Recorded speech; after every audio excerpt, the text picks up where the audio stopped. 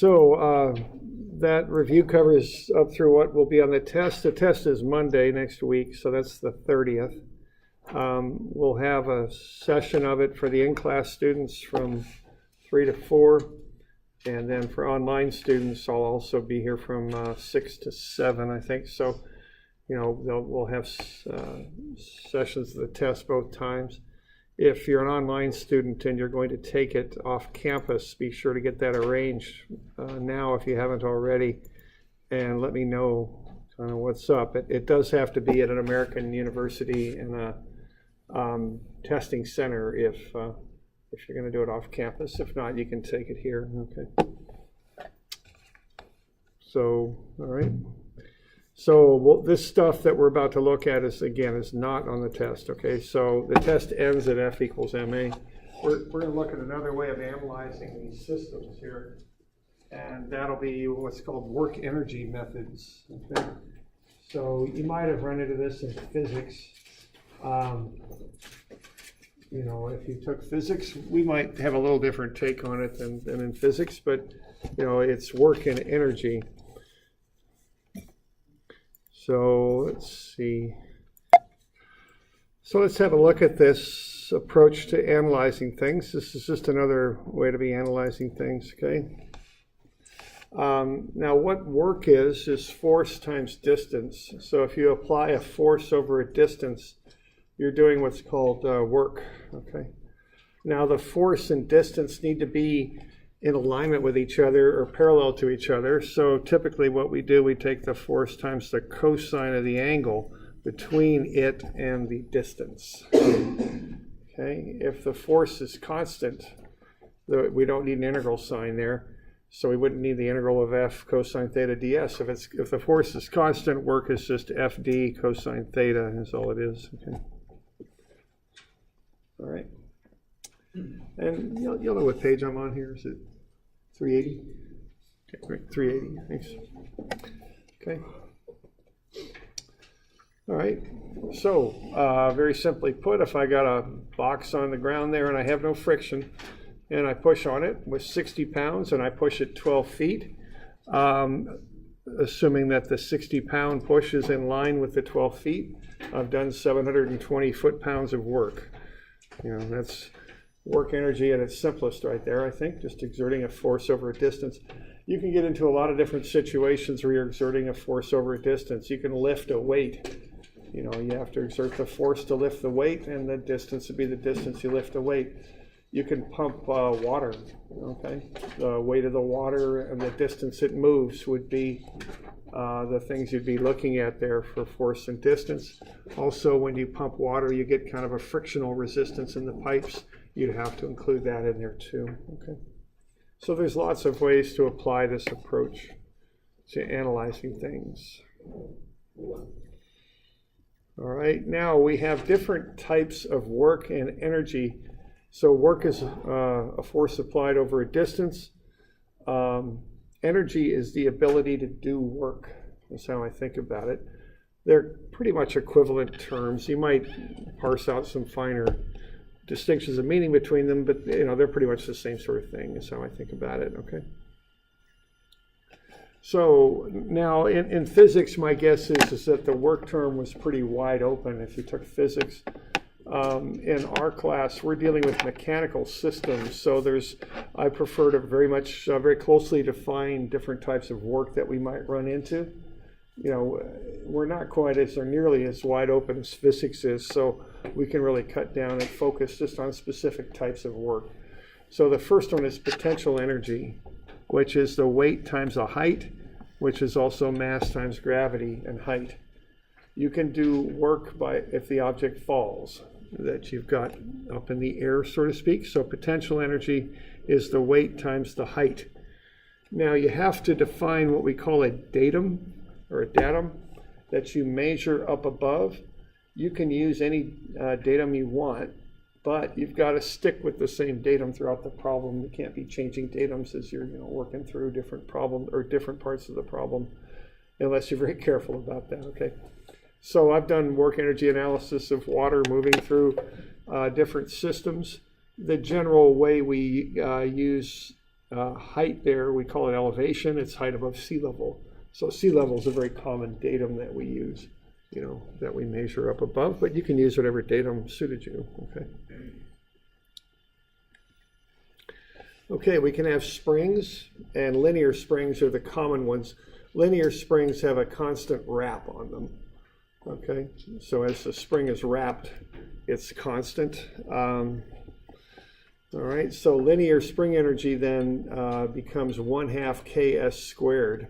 Spring energy can do work by pushing or pulling. The force in the spring is, for a linear spring, is a spring constant times s, the distance, the amount of stretch or compression. So that's the force there, okay? Basically, ks ds. Ks is the force. To find the work, you would integrate that over ds. So that would integrate out as 1/2 k, which is a constant, times s squared. So that's where that linear spring term comes from, okay?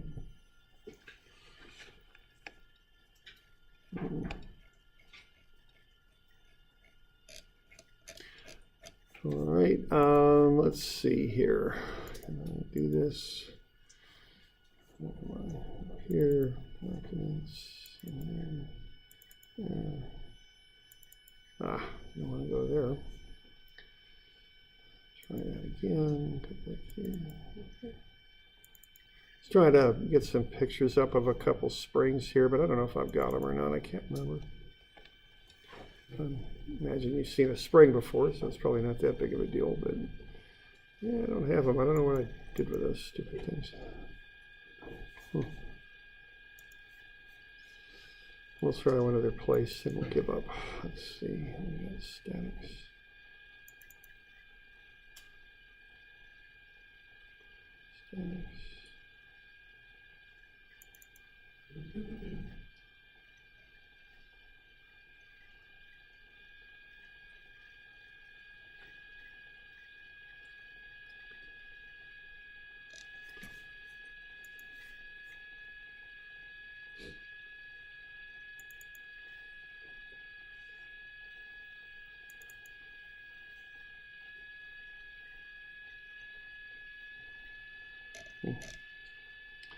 Okay, there's a nonlinear spring anyway.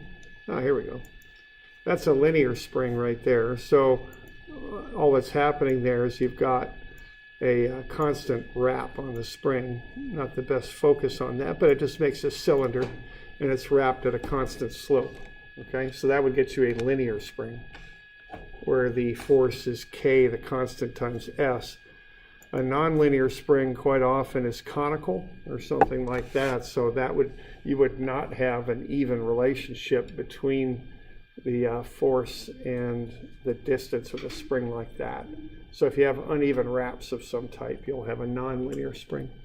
And that doesn't just resolve back to 1/2 ks squared. You actually have to integrate a nonlinear spring and treat it like a work term. Okay.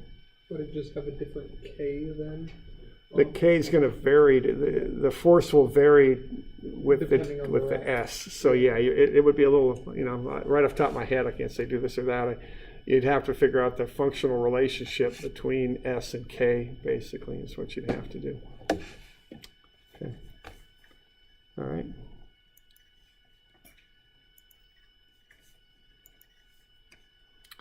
All right, so that's what's up with that. And then, all right, but for a nice clean linear spring, we're just going to have Ks, so 1/2 ks squared for the energy term. Okay.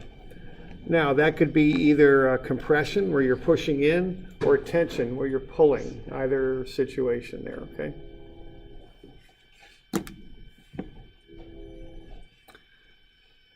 All right. Now the next type of energy there is kinetic. Okay. Now kinetic energy is 1/2 mv squared, and kinetic energy does work through motion. All right, so energy is work, which is Fds.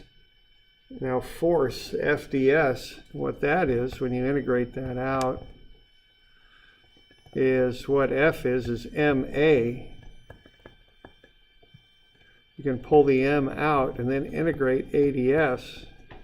And what ADS is the same thing as VdV, see? So you get 1/2 V squared, and then the M is a constant. It just comes along for the ride. So that's how you can get kinetic energy. Okay. So those are the three basic types of energy that we deal with in mechanical systems. So potential energy can do work by falling. Spring energy, springs can push and pull on things and do work in that way. And kinetic energy does work through motion. Okay.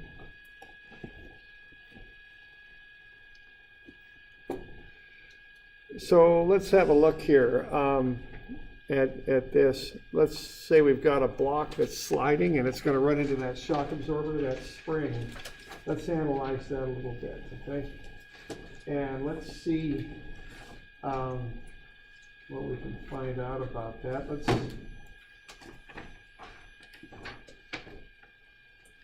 find the work done to the block, okay, after the spring is compressed to 0.2 meters, okay?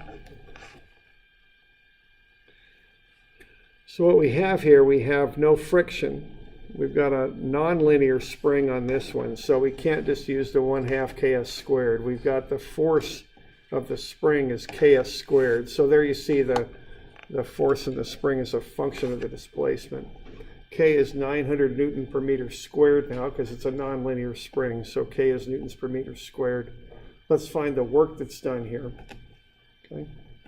So we got a nonlinear spring, so what we got here for work, now some books, I think they use the letter U for work. I just write out work. It's a pretty short word, so I just go ahead and write it out. So what that is F cosine theta ds, okay? Now, I don't have the motion, which would get me to the displacement, and the force are on the same line. They're parallel to one another. So I don't need to worry about the cosine theta.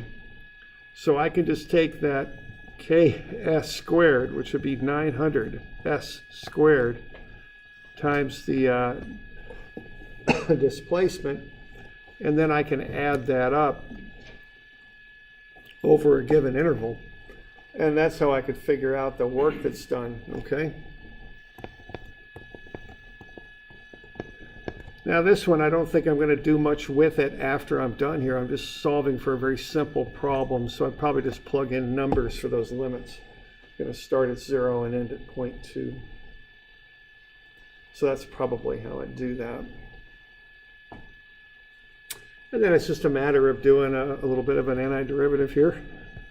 So 0 to 0.2, 300 s cubed, I think.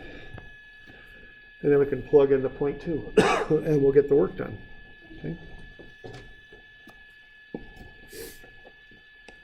All right. So just plug in the limits of 0.2 and 0 and I'll get 2.4 Newton meters is what I'll end up with. So that's the work done.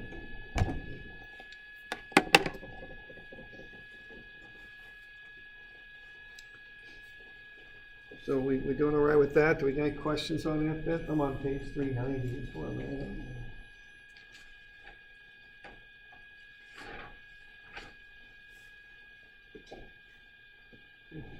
Okay.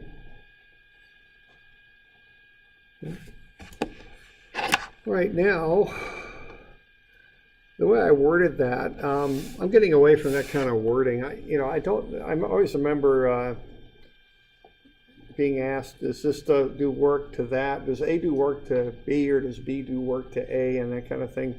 That never made a heck of a lot of sense to me. So what I'm interested in is, am I gaining or losing energy? That's really what I want to know, because that's going to determine how the energy state changes, which allows me to analyze it. So has the spring gained or lost energy, and has the block gained or lost energy? That's what I really would want to know. So what's happening to the spring in this system as the block runs into it and all that? Is the spring going to gain energy or lose it? It's going to gain it, yeah, because it's going to start to compress, and that energy is going to be stored in the spring, right? And where do you suppose energy comes from? The block, okay. And what's the block? How's the block going to show its loss of energy? Slow down, yeah, okay. So that's how I look at it. Is something gaining or losing energy, and what's the effect of that on the object, okay? So the spring will compress, and so will gain energy.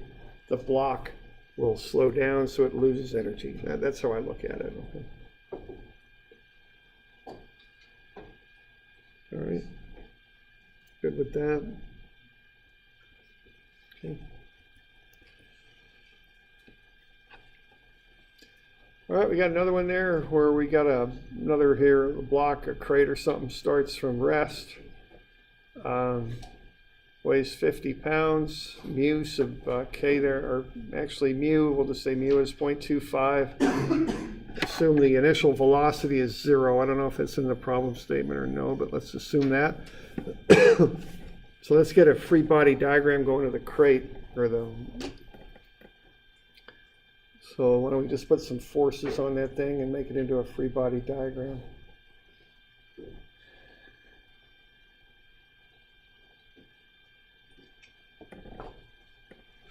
Okay.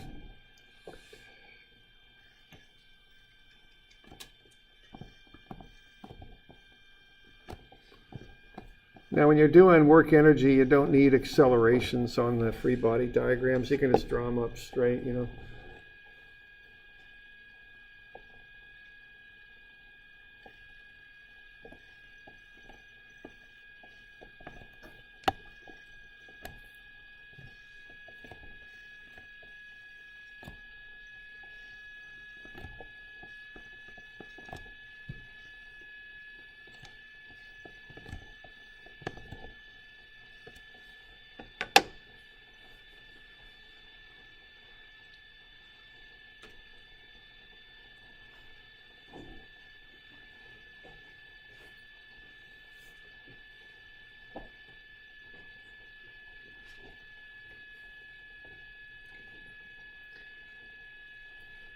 So you go ahead and find the normal force, and then once you got that, you can figure out what that maximum force of friction would be.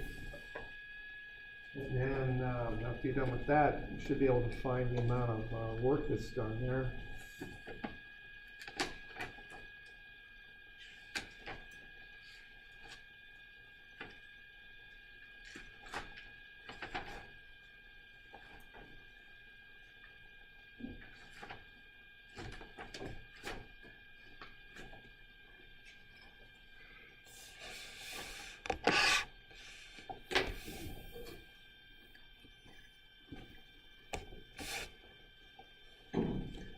And that's a good example of where you just don't assume the weight is the normal. It's not the normal on this one because of that force that's pushing down.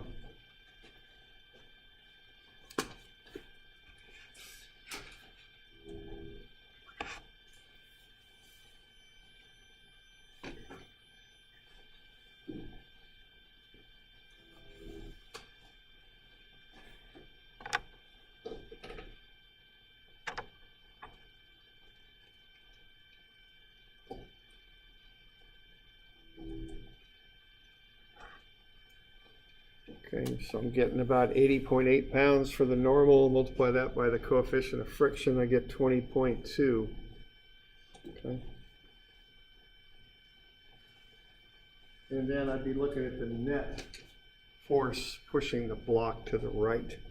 That's what I would want, considering that 20-degree angle. Okay.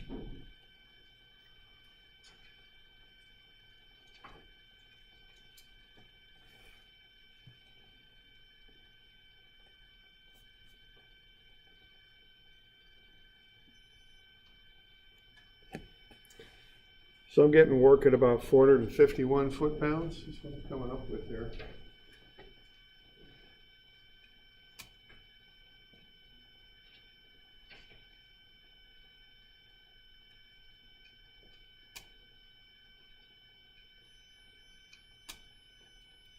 Got any questions on that one? You doing all right? Now, there might be different ways of looking at this, but that's how I approach it. 400? 451, if you take it, you know. Yeah. You can always be plus or minus 1% or so. If you round differently than me, it's not something I'd be concerned with. You know.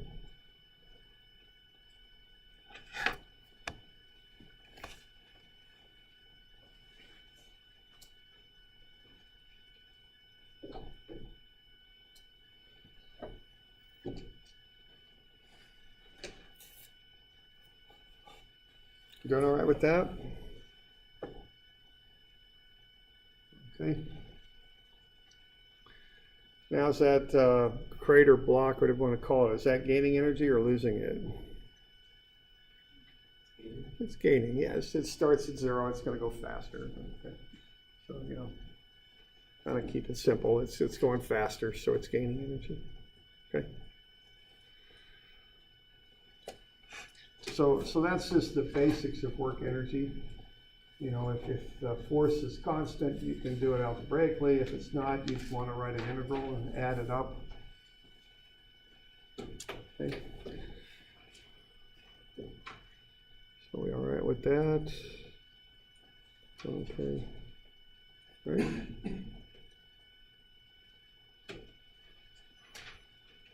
Okay, so that's gained energy. All right, now the next thing to look at here is power. Okay, now power is related to energy. Power is the ability to do work quickly. Okay. So if you're, let's say, pumping water out of a wet well, if you have a small pump, you could move all the water out and do the work necessary to accomplish that, but it might take you a long time. You got a bigger, more powerful pump, you can do the same amount of work, but you can do it faster, okay? So power is the ability to do work quickly, and so I think about power. So power is the change in work over the change in time is what it is.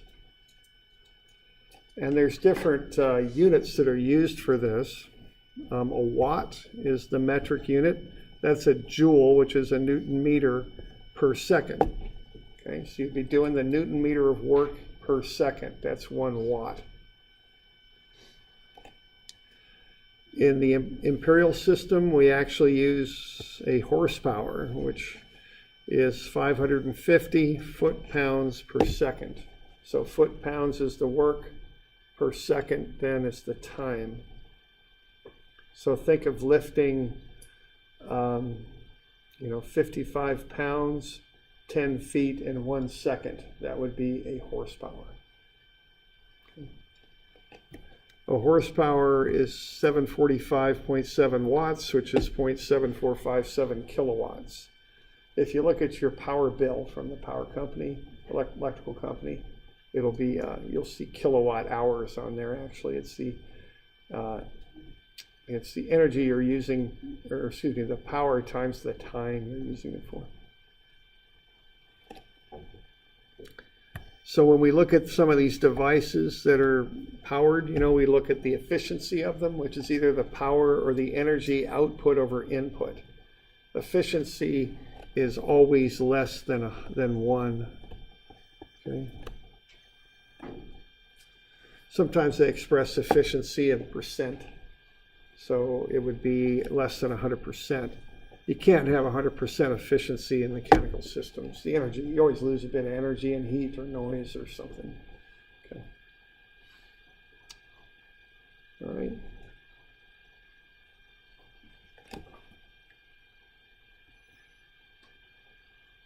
You could have 0% energy. It's not using anything. Yeah, you could have, well, Or 0%. okay, I guess technically you're right, yeah. But if something's working and doing something for you, it can't be perfectly efficient. You could just be sitting there burning gasoline. Yeah, okay. All right, now let's look at a horsepower. For those of you without artistic sensibilities, that's a horse there. Okay. I'm kind of more in the impressionistic school. It's kind of more on the line, Okay. All right, now this is actually a true story. The Industrial Revolution started in Britain, And they had a lot of low-lying coal deposits, and they were using a lot of their trees, which were oaks, to build their navy and all that, so they just burnt coal. I mean, a lot of people have been burning coal for a long time, but they had a lot of it in Wales, primarily, in Scotland too, and it was in these shallow mines, but of course, their climate is kind of similar to ours, so they have really high groundwater, so they'd have to de-water their mines, which means get the water out of the mines, so they can get in there and dig the coal. And so they used the standard engine of the time, which was a draft horse, to do that. And 550 foot-pounds per second is equal to 33,000 foot-pounds per minute. Okay, that's the same thing. If you just convert the time units, they're equivalent. So, that was kind of the work that a horse was able to do. It was able to lift let's say 1,000 pounds of water 33 feet in a minute. Okay, so that's where that horsepower came from. So if you have an old Corvette that's a smaller one, 350 horsepower, you really do have 350 horses under the hood. That's an actual number that was come up with. This actually was developed by James Watt.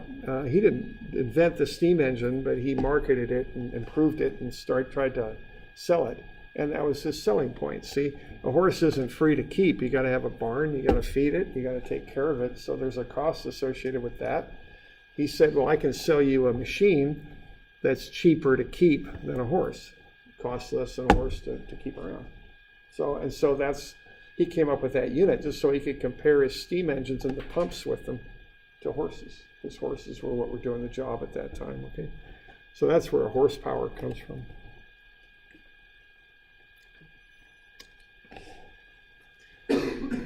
So let's just look at a simple little problem here involving power. And this is something that you'll do. I mean, I've done this with pumps. You look at the mechanical end of it, what you're actually doing. In this case, we're pulling a 500-pound weight 8 feet in 4 seconds. That's the mechanical end of it. We've got coefficient of friction is 0.2. and efficiency is 90%. Let's find the power expended and the power delivered to the motor. We're going to assume the block's already moving, so we don't have to accelerate it, which will probably take a lot of the required power out, but just for simplicity, we'll do that, okay? There's always startup power, if you all get any of that, electrical fundamentals, power factor and stuff like that. So we're not considering that. All right, so what you're going to look at for this job is you're going to find the normal force on the block. It's 500 pounds. Take that by the coefficient of friction, and that'll be 100 pounds of friction as we pull this stuff across the surface there. We're going to pull it 8 feet in 4 seconds. So between that, we can come up with the mechanical power, right? Because the power is equal to work over time. So it's the amount of work you can do divided by the time it takes to do it. So that's force times cosine theta, which is just going to be cosine of 0. That's going to just go to 1 is what that's going to do. And then times the distance. That's really about it. And then you can take that and divide it by the time. Okay, the time. So we can figure out the power there easy enough. And that's what I call the mechanical power. 100 pounds times 8 feet in 4 seconds. So what that gets you is a power of 200 foot-pounds per second.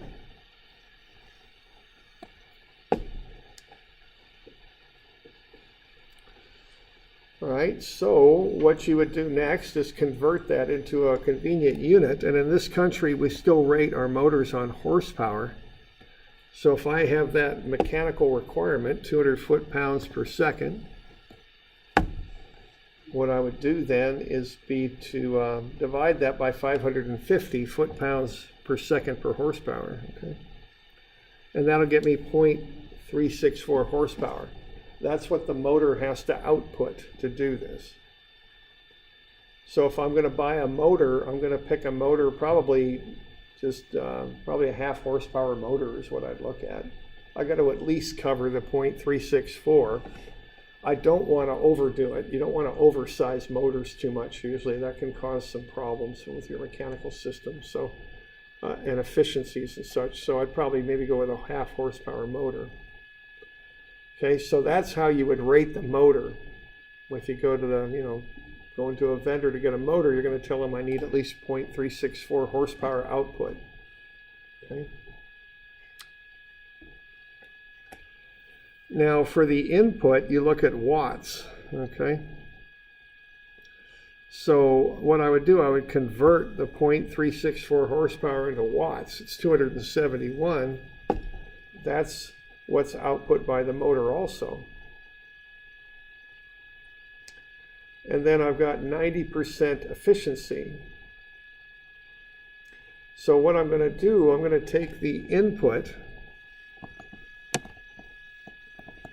Well, let's see. What I've got is the symbol for efficiency is the Greek letter epsilon. It's like a backwards 3. And that equals the ratio of what you put out divided by what you put in. Okay, so output then is the efficiency times the input. So the input, which is what I want to know here, is what I put out, the power I'm putting out, divided by the efficiency, okay? What I put into the motor is bigger than what I get out of it. So I'll take that output, 271, and divide it by the 0.9, the 90% efficiency. And that's 301 watts, 0.301 kilowatts.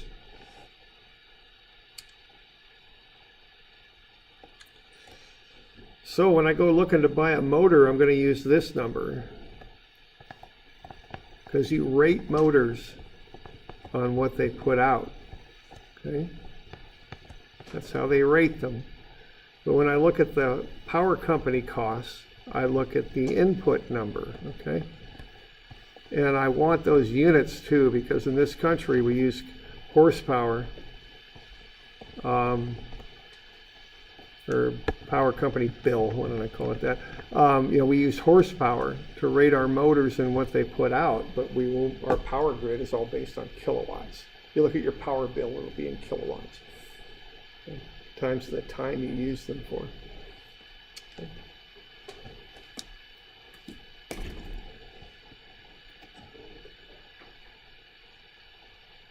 So, you okay with that?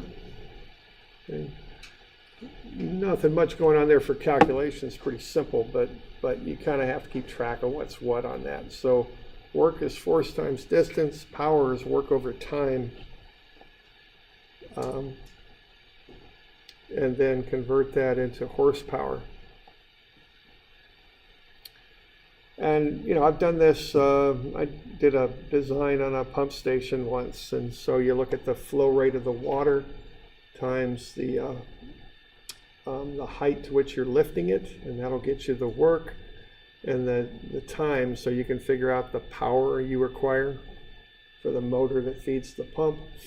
And then you can look at the efficiency of the motor and figure out how much money you're going to be spending to run it.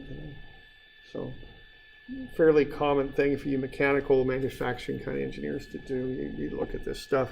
The one thing you can look at here is that number right there. Energy costs are not particularly high right now, so maybe people aren't so concerned with that. But when energy costs go up, they look for high efficiency equipment. But high efficiency equipment needs more maintenance and stuff like that. So it's not quite a free lunch. You gotta look at it and see if it's worth it.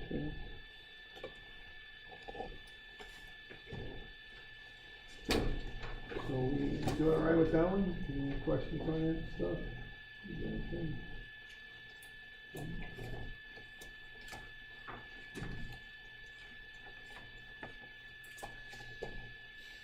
All right, let me get you some of these to be working on.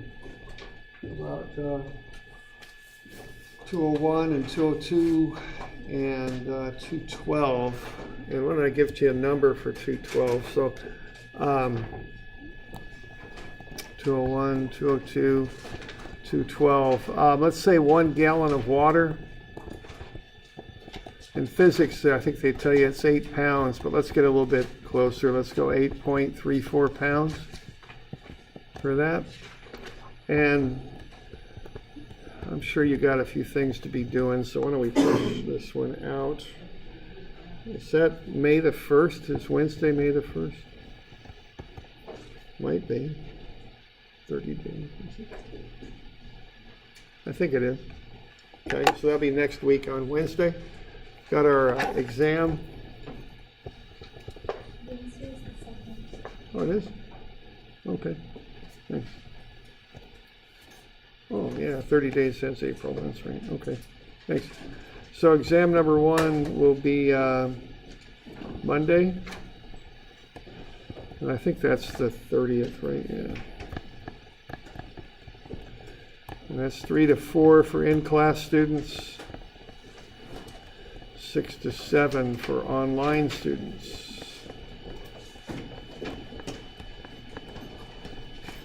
Okay. There we go. We're good? All good?